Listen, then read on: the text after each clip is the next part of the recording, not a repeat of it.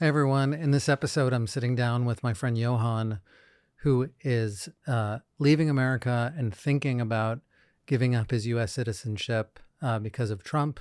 In the episode, we talk about the Ukraine war, Europe, where Johan's thinking of going, and his journey to get to this decision. Okay, so Johan, we ran into each other a few days ago, and I was wearing my Trump Never Surrender t-shirt. I hadn't seen you in a while.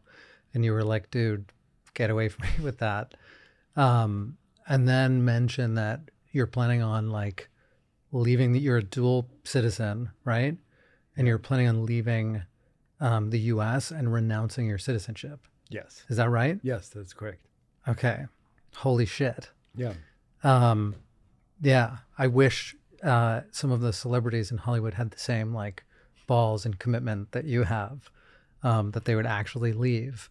But before we get into the obvious, like your views on Trump and like what's brought you to this decision, what drew you to America like in the first place? What's your kind of background?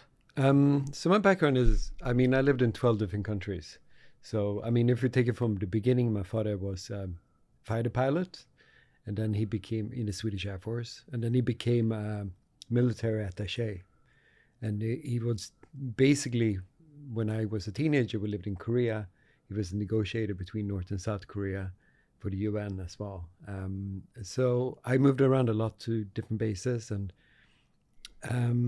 so I went to American school and things like that. I went to Swedish boarding school when I came back to Sweden. And then, my father went all over. He went to Afghanistan, he went to Bosnia and all these wars. And I studied in South Africa because I wanted to see how a society changed during the apartheid. So I studied international relations and political science there. And then I never had this dream of coming to America or America, like some people are like, I want a green card or I want the passport. That was never my intention. So you weren't dying to come here. Like you didn't have a dream. No, none at all. Not at all. Okay. I was pretty happy in Europe, to be honest. And it just happened. I was living in London and I transferred. I was working for MTV back then. And they transferred me to Amsterdam to head up the office in Amsterdam. For MTV? For MTV, yeah. So I did that, but I also worked for AMC. I worked for different, basically TV stations as a creative director. And there I met my ex-wife. She was American. Mm-hmm. She was working in fashion. I think, we spent 3 years in Amsterdam. And it's a fairly small city for expats. And we kind of got bored and we were looking around where we want to go. And she got 2 opportunities, one to go to Paris and one to go to New York. And I was like, let's just go to New York. And it was her hometown from the beginning. So she'd rather go to LA, but she got a job offer in New York and off we went. And that's how I found residency in the US. And how long ago was that? That was 2008. I came to New York. So yeah. It's a while ago. So 2008, and then how long have you been in Los Angeles? Like what brought you to Los Angeles from New York? Well, so basically, it was kind of my wife, my ex-wife now. She wanted to move to LA because she was bi-coastal. Her dad lived in LA and her mother lived on the East Coast, basically. And she always wanted to live in LA. She has a lot of friends here, etc., etc. And one day, I just saw she was quite stressed in the job. She was working fashion, and my job was okay, but I was working making documentary. But yeah, and one day we just there was a hurricane I think in New York as well, and we they were not going to fix up the apartment. It was just it was a lot of shit happening at the same time, and I wasn't intrigued. Like I loved New York and I didn't want to leave, but at the same time she gave me the chance of. She lived in New York before. She wanted to live in LA. So, we basically decided to leave for LA and did a 3 months road trip to US. And then we just started over here. We didn't have work or anything. We just got an apartment in the marina and then off we went. So, and how long have you been in LA? So I think it's 12 years now. Yeah. Okay. It's about 12 or 13 years. Interesting. I'm suspicious of Europeans who want to move to LA. Yeah. Like first go, not even stop in New York. Because I think it typically, like if a European from a society like Sweden or a Scandinavian country has a dream to come to LA, it's so contrary to like a kind of what I viewed like a kind of humble, low-key Scandinavian society. It tends to draw like the worst people. That's just my suspicion of Europeans that I meet in LA. But what was the process of like getting a visa, green card? You're a citizen. I am a citizen, yeah. So that was that like um, a matter of convenience of like, I should just become a citizen because I can? What was the thinking behind that? No, I mean, so basically, I mean, we got married and then, in New York, and then basically I had a green card, and I had a green card for 10 years, basically. And then after, I think, I think you have to renew it after 10 years. I can't remember the rules and stuff. And then I was thinking, I might as well become a citizenship, so I transfer. Well, you basically neutralize your standard and you get a passport and you do the whole oath and thing like that. And I thought it was the right thing to do. So, because I can also keep my Swedish, citizenship. And a couple of years ago, they didn't have that option in Sweden. And do you feel American? I do, or no? yeah. I mean, I lived here longer now than I lived in Sweden. And this is the country I lived the longest of any country, basically. Most countries I lived is like a year or 3 years. Sweden a little bit on and off. But yeah, this country, it's 2008. So I'm really bad at math. So I don't know what that is. But it's a long time. Yeah. And so getting to the political situation and your reason for leaving. Yeah. You feel American to some degree. You've lived here for a long time. What is it like, maybe we can start with 2016 when Trump won the first time. Did you think about leaving then? I didn't actually know because, I lived here during W. Bush as well. Was a big fan of him? No, but he was quite sensible. During the first presidency of Trump's, no, I didn't think of leaving actually. I mean, we were locked down part of it. So I wish I left, but no, the thought didn't come to me. No, that was, Okay. So I guess what's different now, like this time around, what's happened?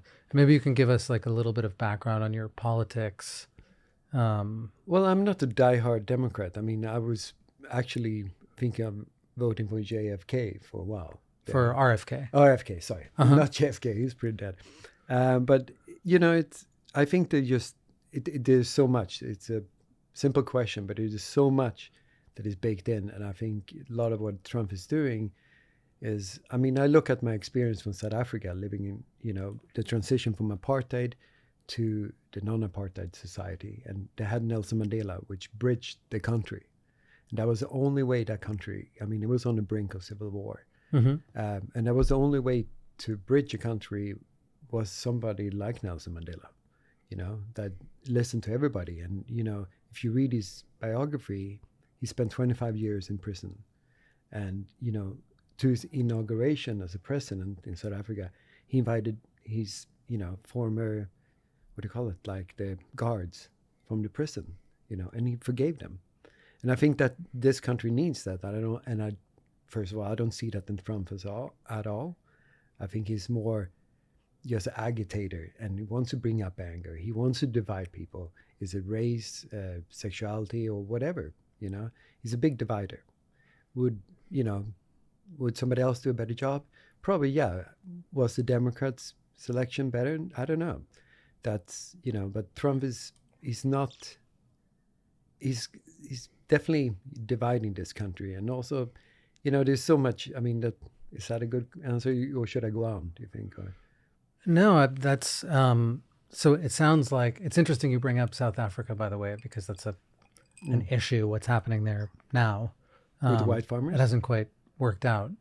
In South Africa? Yeah. Yeah, but I mean, this is like more than 20, 25 years ago now. I mean, it was South African situation is very different. The ANC and all other political parties has, it's not only the black and white thing in South Africa that most people think about.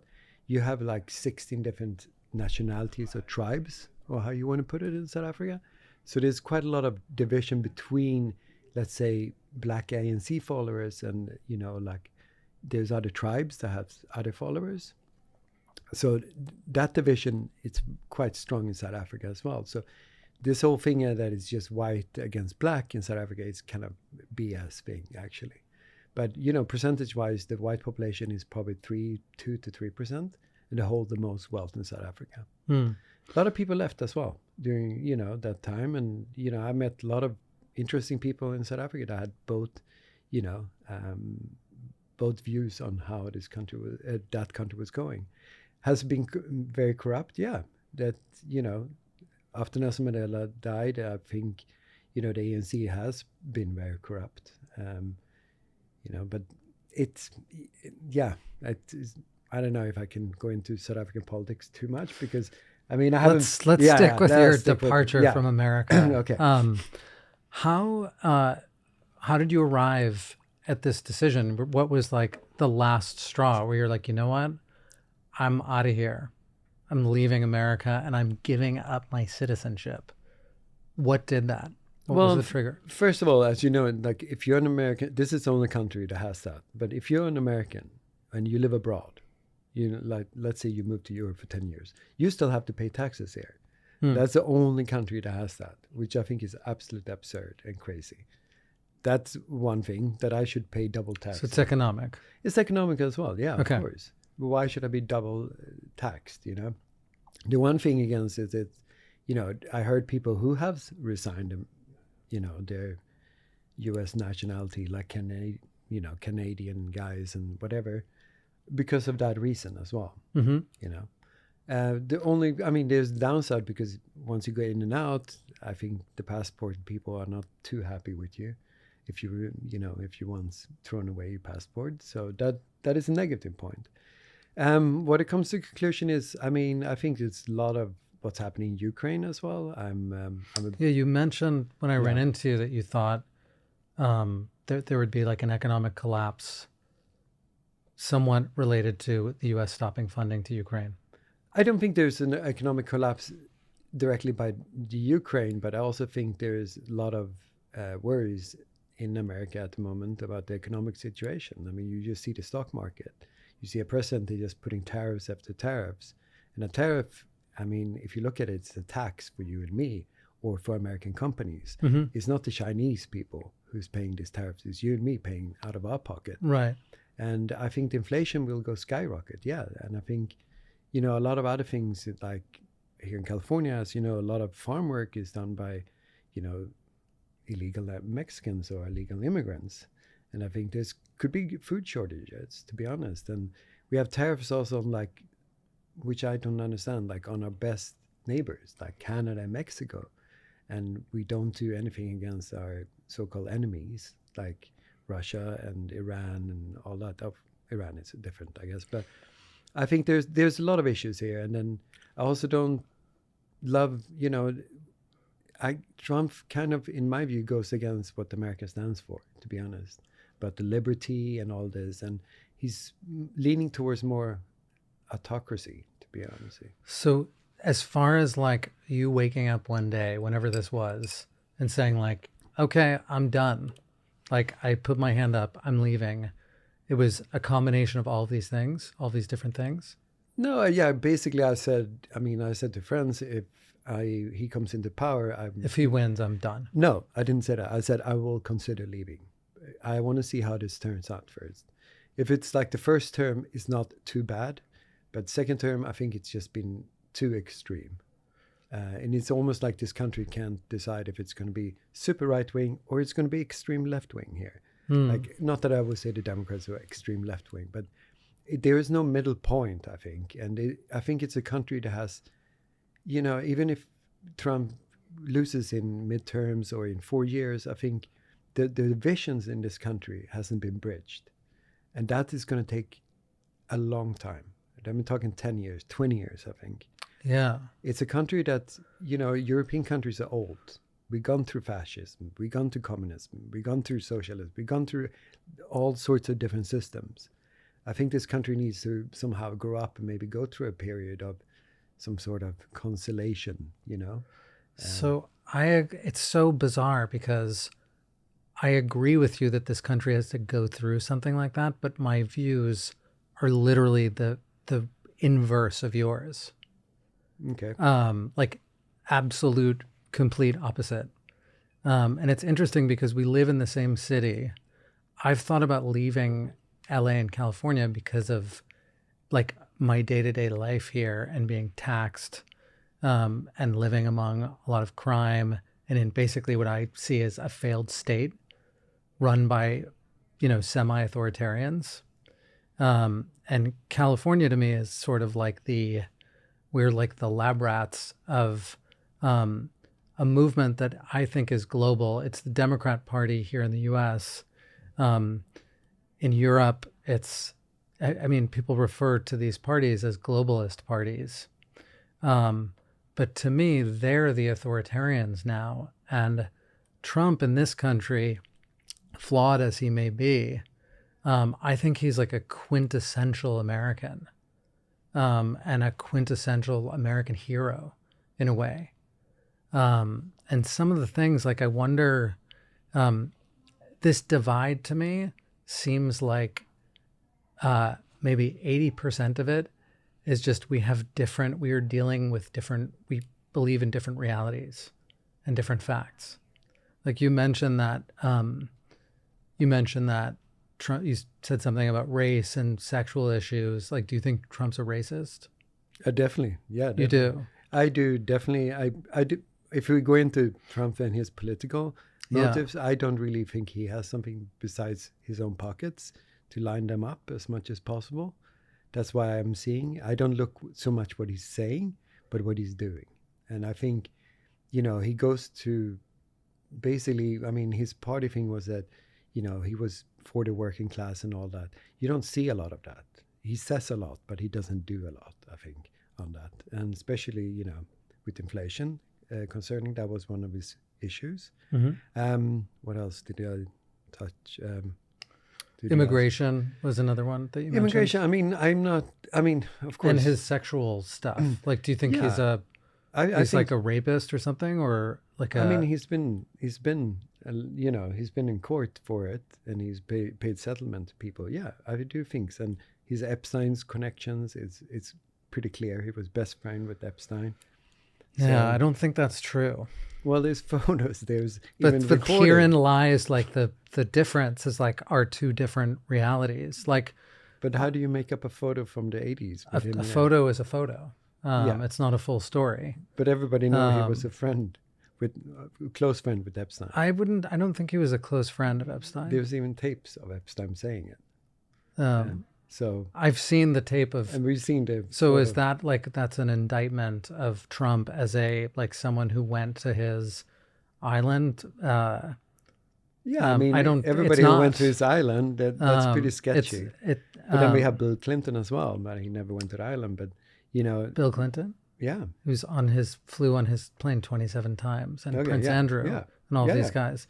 All those guys. There doesn't seem to be any evidence of Trump's participation in this.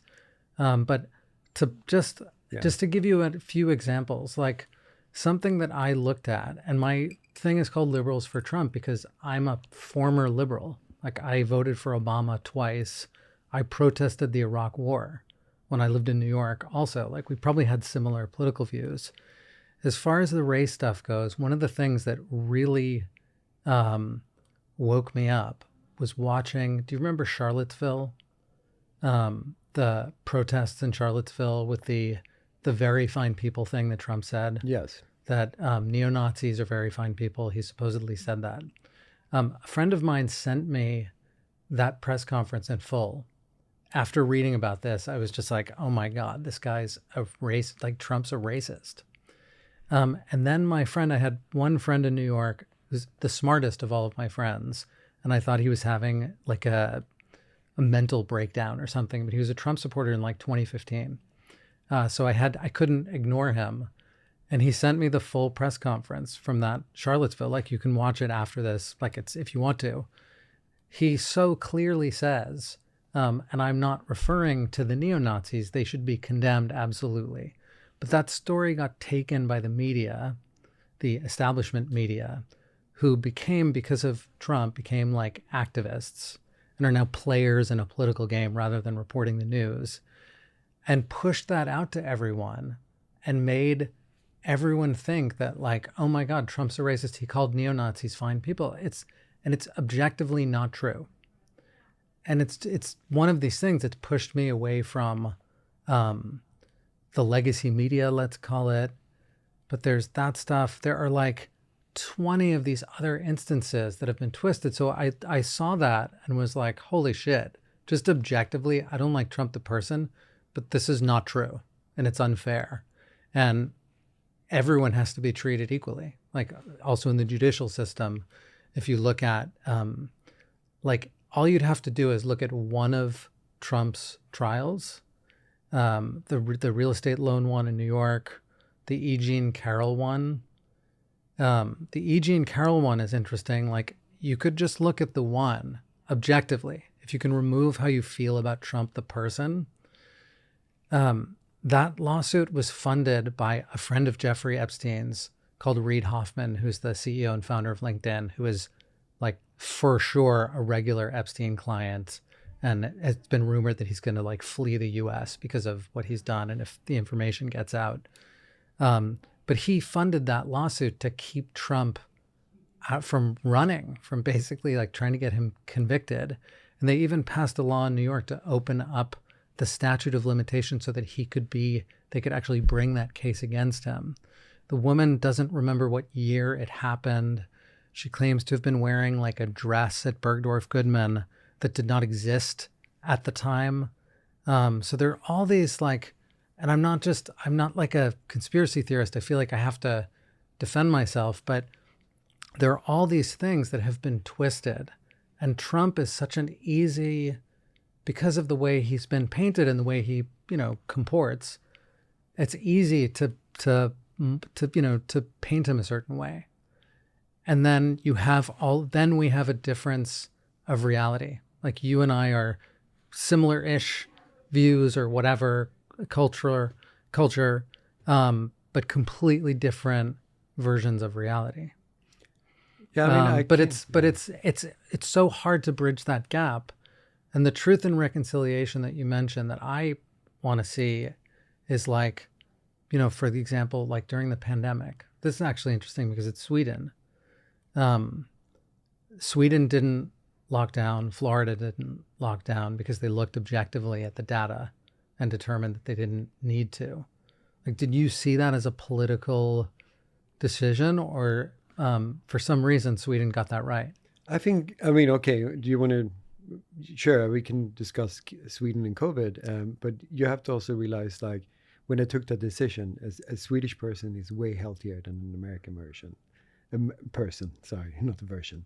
It's quite a high, people exercise, people in good shape and all of that. So, when you have also smaller population with 10 million people in a country, Mm-hmm. and it's wide and far between. So you have to take that in consideration. In the end, Norway and Denmark, which is, our closest neighbors, they had lockdowns. And, the death rate was the same in Sweden as it was in Denmark and Norway, basically. So I don't know. I mean, but, it's very different, I think, if you talk about the vaccine thing, to, now we're talking about, what is it, population in the US, 350 million about? I think it's 300. Yeah. Something like that. Yeah. So, I mean, then we're talking about, also big population centers like New York and stuff. I mean, Stockholm is probably like 1 million max, and that's a bigger city. And people don't live close together, really. I mean, they do, but it's not as the intensity of a US city. So, I mean, that's also like different factors. Do I think Sweden did right? Maybe. But I wouldn't have done that experiment in a country like US where you have 350 million people. It's okay to do it in a country with 10 million people.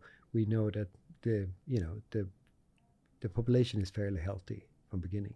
Yeah. That's what RFK, who you were going to vote for. Yeah. That's what his mission is is to make America healthy again and remove all of the shit in our food and soil. That's what my last episode was about. Yeah, but that's literally like what part of the mission here is. Then I think you should start with the, first with the medical system instead of talking about fluoride in the water and all that.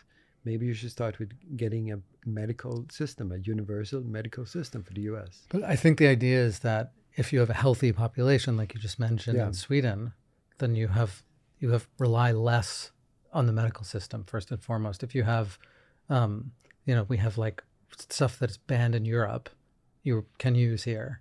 And as you mentioned, we have worse diets. We have, GMO food. But in Sweden also you have a free healthcare system. Everybody is free. So, it's that's free, but someone has to pay for it. Yeah, but if you do the calculation, if I do my calculation of tax I'm paying in US and compare it to what I'm paying in Sweden, sure, it's higher tax. But I also get... You're getting your healthcare. Yeah, I'm getting my healthcare. I get free university education. Everybody gets that. You get so much. You get, as a parents, you get 3 years off as a woman, 1 year off as a man. So there's a lot of health benefits. And if I look at the cost basis of everything, I'm actually paying the same in the US as in Sweden. It's the same. Yeah. Yeah. So, like you said, a country of 10 million people. Yeah. And then we should probably touch on Ukraine, because if you're moving back. So by the way, are you moving to Europe or to Indonesia or? I don't know yet. Like, I love to end up in Europe again, like probably Southern Europe. But Europe is going through a transition as well. So I don't know. And, Bali is an easy escape for a little while to just see what I want to do. And then take my step from there. I don't know. And I'm interested in Europe now because I'm a ex-Europhile. I lived in Spain for a couple of years. I worked for an English company for 10 years, and I've spent a lot of time there and have friends there. And I'm sad to see what's happening in Europe. How? In probably a way that you don't. Well, Europe is also like, you have, you can't just say it's Europe because we don't have, the Swedish government, the Italian government, and the Spanish government. It's totally different. But you have the European Union. Yes, we do. And you have, I can just give like a few examples, which I view as a loss of freedom. I think America is actually now the freest country in the world, and is the center of Western civilization because of free speech and because of, I didn't think this way before, but the Second Amendment, like the right to bear arms and defend yourself and your home against whomever. That's like, to me, that's the only free population left in the world. I know Europeans think that that's crazy. But what I would point out at what makes me sad about Europe now is censorship and policing social media, particularly in the UK, like people getting arrested for incitement for posting things on Twitter and Facebook. Just, you're not free if the government can do that. You don't have free speech or freedom of expression. In Sweden, there was a guy who was, he burnt a Quran, who was an Iraqi. I'm sorry that his name escapes me, but he was an Iraqi Christian. And his thing, though I wouldn't do it myself probably, it's his right to do it. It's freedom of expression. If you live in the West, you can do it. And he was murdered by an Islamist. He was doing that. He was murdered by an Islamist, but he hadn't gone to trial yet. He had no judgment. Right, but the circumstances are such that in Sweden, in the West, doing something like that will get you murdered by a newcomer to that country that doesn't share your values, that doesn't believe in freedom of expression. But that has nothing to do with the law, though. And that happened, it's two things. There's the law, and then there's also immigration to Europe. Yeah. These are there's another example is Theo van Gogh was murdered. The Dutch, the filmmaker, an artist, was murdered and stabbed through the heart for making a film called Submission. Yeah. And he said to the man, apparently, like, can we talk about it? There's a documentary about it. So to me, that's an immigration issue of people who don't share Western values that have been allowed to enter Western society and don't share the same values, which is it's a loss of sovereignty and a surrender. Like I know that I think there are areas of, you would obviously know better than me, but like Malmo, the city of Malmo, there are like no-go areas that are not, like, the authorities do not have control of. And then just a couple of other examples of Europe. The Romanian elections recently, they've just jailed the leading politician who is far right, so he can't participate in that election. And then there was Thierry Breton from the EU sent a letter threatening Elon Musk and the X platform if they didn't censor content that they wanted censored. So to me, this is like this behavior of abandoning working class people, curtailing their rights, importing a population that lowers their wages because immigration does lower wages. That's the attack. And then you can just say like, oh, well, these people are far right. They're also racists on top of it. So to me, that's the sadness that I feel about Europe. I love European laziness. I'm just kidding. No, people like, I appreciate European way of life people aren't obsessed with money. They work less, enjoy life. People have long lunches. They, build have healthy lives. I feel like their lifestyles are healthier than ours. But I see this, and this is like, you could draw a line between the Democrat Party here in the US, like the Kamala Harris people, and these parties in Europe. Like they stand for the same thing, which is, to me, is like an attack on our freedoms. And it turns out that the pushback against that, for me, is Donald Trump.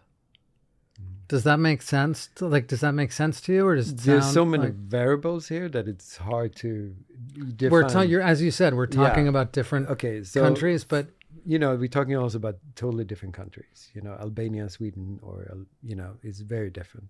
I don't think there's I can't comment on the UK thing, of course, because I haven't read up about it too much. But we take the murder of this guy who burnt the Quran, for example. Mm-hmm. I think he has totally the right to burn the Quran, and what he did, and he was actually going in to defend himself. There was somebody who, I can't remember. He left to Norway. He asked for asylum in Norway, and then they refused him, and he went back to Sweden. I think he didn't even get asylum in Sweden. He was also on the ledge of not getting asylum, and he was asking for asylum because then he said he couldn't go back to, I can't remember if he was Iranian or Iraqi, but Iraqi. Yeah. So basically he was asking for asylum in Sweden, and I think they granted him that. I don't know too much about the trial, and I don't think there was about silencing him. I think there was more like, it's also, he became kind of a nuisance for Sweden, like in a way of, how do I say this? Like he was burning the Quran, and every time he was burning the Quran, the Swedish embassy in, Turkey would catch fire by Islamists and stuff like that. That would happen. Not that I'm saying, but to me, that's the line. Well, that's also like, that is the line. No, I'm not saying he should be allowed to do what he did. Then that he got murdered, that's a whole nother thing. But the lighting fire to the embassies, like, this is where I think the West has to stand up and say, but like, that's a whole nother question. And say that's sorry. But that's not about the speech, the rights of speech and stuff like that. Yes, Europe has an immigration problem. Yes, for sure. And Sweden definitely has an immigration problem as well. And Sweden has been too lean to, basically has not done what the US or Canada and all these other countries. We don't ask for so much people being, coming to Sweden with a high degree of, college degree or university degree that you need in most other countries to immigrate. Sweden has just, flat laid down and said everybody can come. So you have a lot of people coming from different countries. I'm not going to name any, but they can't even read and write, and in the 30s and stuff like that. So right. We do have. And you're not a racist for saying that. No. Right? No. And I can say that in Sweden too. Yeah. And I'm not a racist for that. But, as example, in Sweden, I read the left-wing paper, I read the right-wing paper, and I Yeah. actually vote right in Sweden. You do.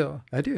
Yeah, I am on the, like, what you would call the Republican, not the extreme right, but I would vote for what is called Moderaterna, which is the party is actually in power now, and they are a right-wing party, but they, there's no freedom of expression, or, a lot of this with Musk is that, he's actually spreading just hatred and also lies in a lot of ways. Like the things he said about Sweden is not correct. Like this thing about this guy getting murdered and stuff like that. He drags it into some sort of mishmash that he all made up himself, and it's not correct. But doesn't he have a right to be wrong? Yeah, but doesn't he have a right to, he's like also, anybody else? Of course he does. But when you start spreading lies and and you try to, both in the UK and in Germany, he tried to influence the elections. That's elections interference, and then you wonder, that's not really that cool. Is that election interference? I think anyone's allowed to, like, I can opine on a foreign election on social media. That's basically what he did. Musk. But Elon Musk is effectively, a private citizen. He's entitled to his opinion. I guess this is the difference in freedom of speech, like our understanding of freedom of speech, which is even in America, like hate speech is free speech. You have the right to offend someone. And the idea is that if you make a government official, if you give them the power to decide what is incitement, hate speech, whatever, then they're going to use it as a weapon against their political rivals. So that's why you have free speech absolutism. But it sounds like you don't believe, like, who should decide whether Elon Musk gets to opine or not? No, but I mean, he's bluntly lying and trying to, evoke some sort of, some sort of thing that is not true. And that's like, it's like, you have a lot of other, actors trying to influence European politics as well. And, I mean, he's obviously spreading lies and, but I'm not the one to judge that, and he hasn't been But do you think he should be allowed to do that? I don't think you should be allowed to meddle. I don't think he is, but do you think he should be allowed to say what he wants? Yeah. Of course he should be, but he also has to know that in certain countries, like Germany, like when you start doing Heil Hitlers and stuff like that, there is consequences. So you believe that he did a Heil Hitler? I totally believe that. If you Why? do it 2 or 3 times. Because then the next week he's speaking at that German right-wing party guy, AFD or whatever.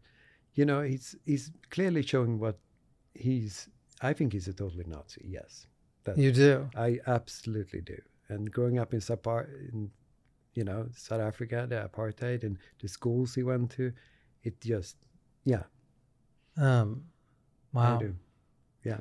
That makes me sad that you think that, but you're obviously and entitled to your think opinion. Elon Musk Because is totally fraud I don't as well. think, that thing that he did, like AOC has done that. All of these people have done it. It's like, my heart goes out to you.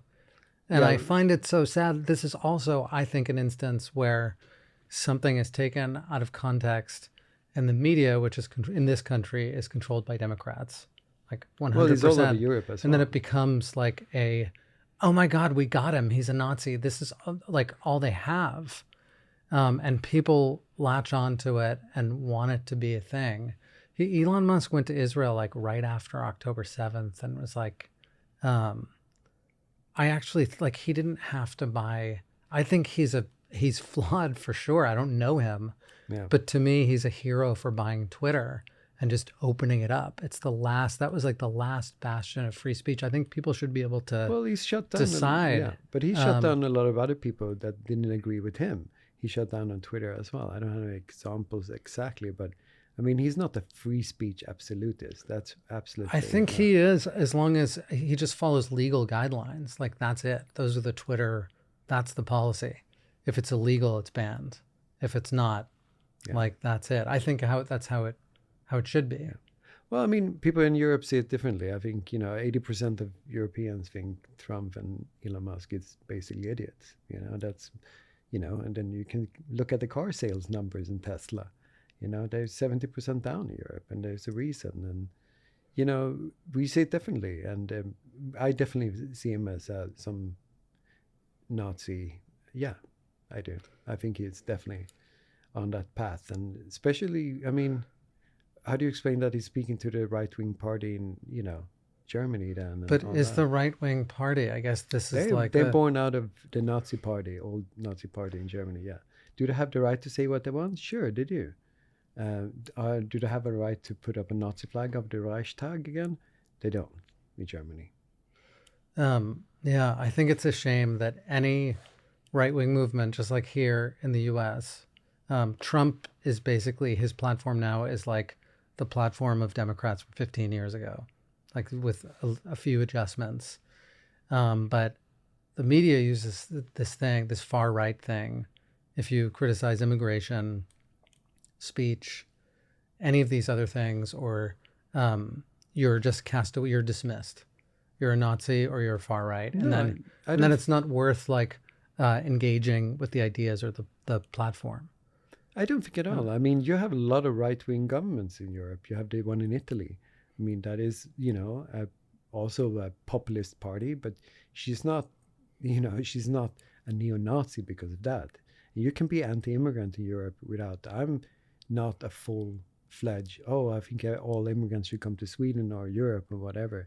And sure, I see the differences in culture, and I think we need to do something about it.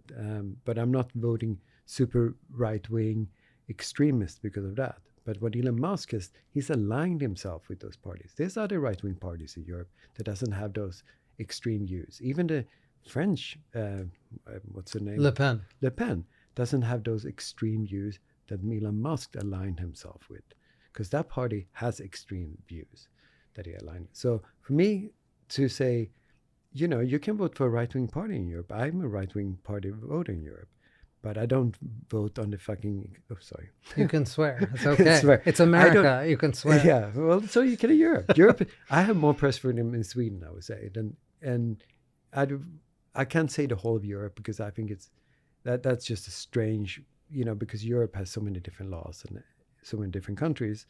But I would say the freedom of press is stronger in Sweden and in Scandinavia, I would say, than the US. You have more rights in Scandinavia than you have in US, for sure.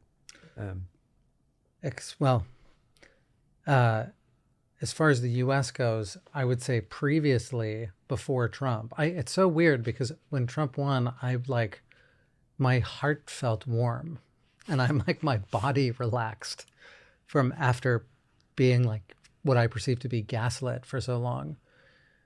But previously, are you aware of like the Twitter files that basically the FBI forced social media platforms to censor American citizens that had legitimate conservative views? And that, I don't know if you remember like the Hunter Biden laptop story, when they dismissed it as Russian disinformation and yeah, I mean, and knew full well that it was not. So they intervened. So we have American citizens being censored by the security state. Well, you also have.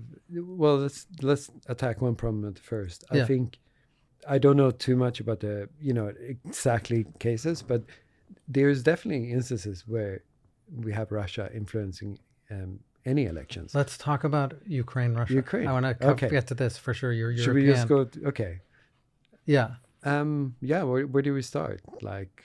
So you had mentioned when we ran into each other that you thought the U.S. pausing military aid to Ukraine would basically destroy the U.S. arms industry for other countries. Is that I think accurate? Yeah. So I mean that's just very simplified. But what I'm seeing is, Europe and US has been in this allied partnership for about 80 years called NATO. And I mean, it's a strong foundation and it's actually built up by the US to, it doesn't just include military things. It includes, shipping. It includes a lot of international rules. And then with the Ukraine and Russia conflict, I don't know where to start there, but you basically, what the Europeans are feeling and other allies like the South Koreans, the Taiwanese, Japanese, even Australia, is feeling that, part of buying US weapons, in buying into and being part of NATO, because that's a requirement almost, that you buy some part of US weapons. So when Trump says spend more money, he means spend more money on American weapons. It's the NATO standard you're talking about. Yes. So that everyone has the same everybody has the same equipment. Yeah, the bullets are made in a certain caliber, this and this. Sure, you can have a little deviation from that, and that happens. But usually, your standard F-35, F-16, whatever. And, Europe is one of the biggest buyers of U.S. military aid. Not aid, military requirements. And so is, South Korea and Japan. And Australia just had that big submarine deal as well. What's happening now is Europe feels betrayed. All these other allies feel super betrayed. We feel like we've been stabbed in the back. Why? Because in NATO, it's an organization built up by the U.S. But what has the U.S. done for Europe to feel stabbed in the back? Well, first of all, we're not standing up to the U.S., to the Ukraine, which is one thing. Now you're allying, you have a UN vote that you're allied with the North Koreans, the Iranians, and Russia. And that's a UN vote. We voted, and with China, on the same thing. What do you say to the guys standing at the DMZ border in South Korea, the American soldiers saying, hey, guys, we voted with the North Koreans on it? Which issue was it? It was the Ukraine thing. U.S. didn't condemn the invasion of Ukraine. To just flip-flop back to that, we can talk about the Ukraine conflict in tons of different ways, but the economic impact of this will be, and is happening as we speak. Europeans are canceling most of their military orders from U.S. And then, of course, you will say, well, U.S. weapons are better. Not necessarily. They're not the cheapest, and they're not the best. You have tons of South Korean weapons that's really cheap and better. You have the Poles, you have the Sweden, we have a big arms industry in Europe as well. And the impact of just canceling these orders, I think it's about 80 F-35s that, because there's a kill switch in these. And if Europe can't trust America, why would we fly a plane that suddenly, if we're in conflict with Russia, you can turn it off? Just like Trump has been doing with F-16s, he turned off the radar for the for the Ukrainians. And this is F-16s that wasn't from the US. They were from Denmark, Belgium, Netherlands. There was other countries giving them to Ukraine. And they kind of we can't even use them now. And that's things like, you have to look at the implications. But do you think Trump has abandoned Ukraine? Absolutely. I think he's on Putin's side, definitely. The more I see, yeah. Why do you think he's on Putin's side? Well, first of all, it doesn't cost you anything. Why would you turn off the F-16's radar? Why? There's no legit, You don't want a nuclear war between Russia and the West. So the Ukraine thing, you have to go back and look at the Budapest Accord, if you have seen that. So what did that say? That said that Ukraine had a shit ton of nukes, and they were ready to give them up for security guarantees by Britain and US. Okay, that didn't happen. So they gave up the nukes already to what is now Russia. Then Russia invades. And so I don't think anyone is saying in America, I can give you like the right-wing perspective for the US, which is Putin obviously invaded Ukraine. I think there's a feeling that there was unnecessary provocation. How was that? With the expansion of NATO into Russia's... NATO doesn't expand. This is what you have to understand. It's a defensive organization. NATO doesn't... But it's a defensive organization from a bygone era. No, it's not. From the Soviet, like from the Cold War. But who's going to fill in those gaps? That's what's happening now. We're in like a multipolar world. And who's filling in those gaps? It's Russia, China, and Iran. Those are the adversaries of U.S. Yes. But here's what I think. Right-wing Americans would say is that obviously Putin invaded Ukraine. They're at fault. What is transport? We have funded, the American taxpayer has paid $300+ billion to fund this war effort. It has now reached a stalemate where Ukraine has lost territory and Russia, it seems to be stopped, but people are just dying on a front line that is fairly set, and that this has gone on for years, and there needs to be a resolution to it. I think what's happened right now is that Zelensky, did you watch the full press conference? I did. Yeah. You did? Yeah. What did you think of Zelensky's behavior? Because I'll be honest with you, I saw the clip first and I was like, oh my God, I can't believe Trump did this. And then, as I've now trained myself to do, to go to source material, I watched the 50-minute press conference and I'm like, how dare this guy come to America and demand, like a petulant child, demand and talk over and interrupt when he has no, not a leg to stand on. I thought Trump was actually restrained during that press conference. And as a result, from that behavior, they paused aid. But I think the goal here is just to end this conflict. That's the goal. I think that everybody has. And the idea that this is like stuff that neocons would love, which is like funding military endlessly with taxpayer money. And I draw a parallel between the American taxpayer, who is suffers inflation, everything's expensive, they're bearing the brunt of this, and then we're sending all this money to a foreign conflict, whether it's virtuous or not, and people are and they're being censored on top of this, and it's just that's why people voted for Trump and for Maloney and for Brexit. People have sort of had enough, and it's to me, it's pro-freedom. Okay, well, I need to tackle. Sorry, that was a mouth. Sorry, that was like a mouthful. So first of all, the economic contribution to Ukraine from the U.S.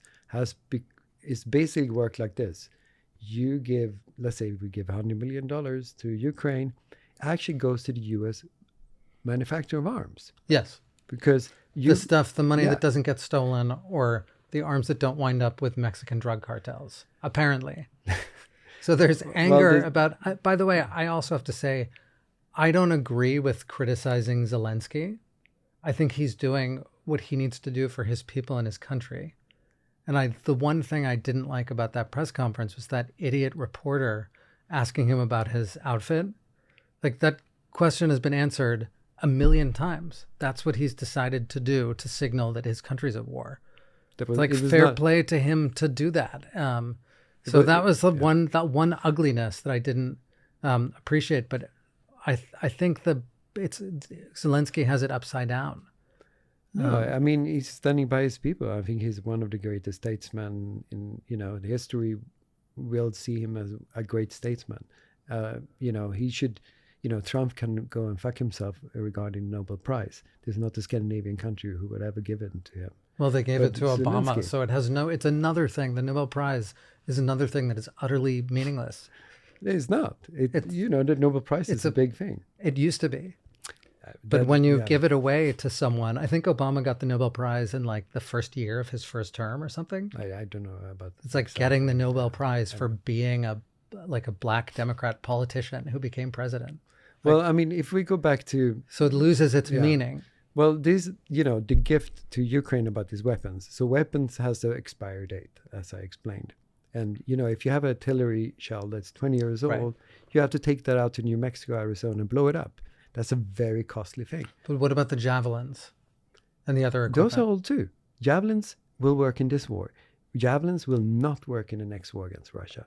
We already developed new prototypes everywhere in Europe and America too. That is an old system already. So you rather want to get rid of them and take it to Arizona and blow it up. It's actually it's not cost effective. It's cheaper to ship them away to Ukraine and they can use it. So that's the whole thing. And people think, well, we gave them all these billions. Really, we made the American defense much stronger with newer weapons. But where did that money go? What do you mean? That taxpayer money, the $350 billion. That would have gone into our defense anyway. So you just you took shit that we don't need and basically... But this is just, to me, that money is What? That's taxpayer money. But you're going to spend That's- that anyway. You're going to spend No, it on this was defense. added. This has been added to spending bills. We've like printed money for all of this stuff, which is another. This is another loss of But if you sovereignty look- thing, where when you print money, But that's a whole you cause nother thing, inflation, Yeah. and But that's people's what Trump savings did. go down. That's what Trump is doing. No, I think He that- printed money like he did. I disagree Never with the ended. first term, but he's going to do it but again. Biden Yeah. and the Democrats have printed more money than anybody. No, they stopped the printing and they actually 12. curbed They inflation. added $12 trillion to the deficit. Biden did, yes. Yes, he was, did. He was good, So- but Trump was even worse, I think, if No. you look at number. No, But that, not in the first term. we agree. But on we that, agree that printing is money is not stealing. good. It's stealing money. Yeah. But last, I want to wrap up with Yeah. one thing. So, first of all, I just can't believe. It sounds like, first of all, you feel American, but you've sort of had enough and Well, made this decision. Look, I but lived in 12 different countries. After living in 12 different countries, you see yourself as, sure, I'm an American, I'm a Swedish person and all that. And those are the countries I know best. but this is your decision is like a decision of conscience. You're yeah, like it is a you're an decision. objector. Yeah. Because I cannot believe in this country anymore because I'm not saying that not the people, but the politics that I'm seeing is not the America that it stands for freedom and all that things you said. I think Europe it's precisely that. Well, Like then- we've then we agree. we've Then disagree. recaptured. No, Yeah. we've recaptured our freedom. We've fought for it, and Trump won, and we have our freedom now. But he's banning like AP from his White Because House they've and- refused to Yeah. call it the Gulf of But America, which can you is see decided. Biden doing something like that? Can Can you see Biden showing up to a press conference or answering a question from the Yeah, press? he did Even plenty of that. So not Hardly. that I'm sitting here to Um, defend Biden, but I think for press freedom, Trump will sit there and answer like he'll just go, and he would lie. enjoys it. he would And he- lie. Like there, I think you have. Have you heard of? he's Have you heard of constantly- Trump derangement syndrome? No, That but he like fact-check them. makes people crazy. Yeah, no, and that's his tactic. They become like irrational in their analysis of him and can't objectively like sift through all of the bullshit and make up their mind on him. I feel strongly that there are a few things here that could be eye-opening for you, but it's not for me to tell you that. If you look at the man, he's a notorious liar. You have to agree with that. Then and you also. He's a politician, so I'm suspicious of politicians, Yeah. period. But I'm also looking at our economy. He's going against all the things that Reagan was for, basically. Reagan was for all this unity with Europe, every president pretty much. And he's just, to me, he's going the Kremlin's way. He's allying with Putin much more than, why would you ally with, this doesn't make sense to me. How is he listen to allied that. with Putin? So In what way? So you want to have a fight with the European Union that has the GDP about 20 times bigger than Russia itself. Russia has the GDP of Italy, okay? I don't But think we you're want to right. have a fight. We don't Well, want to have a fight. Trade wars is a fight. I think Trade wars is a war. I think the tariffs are leverage to get What an is it want? agreement that is fair, just like the spending, the GDP spending in Europe. Pay your fair share, and then we can have. Otherwise, we're in a toxic relationship. If you're paying what you said you would pay, then we're good. We can have a relationship. If you're not paying what you said you would pay, then we're being taken advantage of, and that's not like a right-wing position. That's just objectively true. Yeah, but have you looked? So what is? And I don't think what Trump's, is the U.S. Trump paying killed it? the 300 Wagner mercenaries in Syria. He gave the javelins to Ukraine in the first place in his first term. There's no like alliance with Russia, but there's like I think what he's doing now is like a pulling back and analyzing all of these relationships. I don't support long-term tariffs. I think it would be like a disaster economically. It is already. But I think he's already, I mean, it's been like days, but I think he's using them as leverage in negotiations with Canada, Mexico, and what is he negotiating whomever for? else. Well, I think there's a border. Canada, it's unclear to me actually now. Yeah. But Mexico, we have a fentanyl crisis in this country. Yeah, I think. I mean, we need like just like any other country. We should have a secure border. I think. I don't think that's like a right-wing position, or I think it's just like normal. But if you look at Canada, I mean, a good way to occupy Canada in the future would be hurt them economically. And that's what he's doing. Because the US and Mexican and US, Mexican, and Canada economy is so intertwined with each other. Yeah. And if you're going to break that up, that's going to, the Americans going to feel it. The Canadians will feel it. Everybody will feel it. That's why I think it it's doesn't make any temporary. sense. I think it's a mistake also because he could have just let Justin Trudeau, who's such a piece of shit, he could have just left them alone and Canada could have sorted out its own politics. But what he's done is like inflamed this nationalism where they're kind of like rallying around this other moron who is now in power in Canada, who's like this guy Carney. If you called If Trump had just left them, if he had just left them, talk about also like trampling on people's speech. Canada's terrible.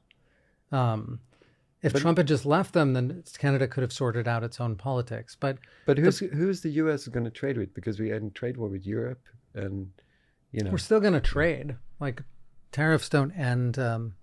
Okay, cool. Tariffs don't. Trade. Anyway, Johan, we can continue on. Thank forever. you so much for joining, and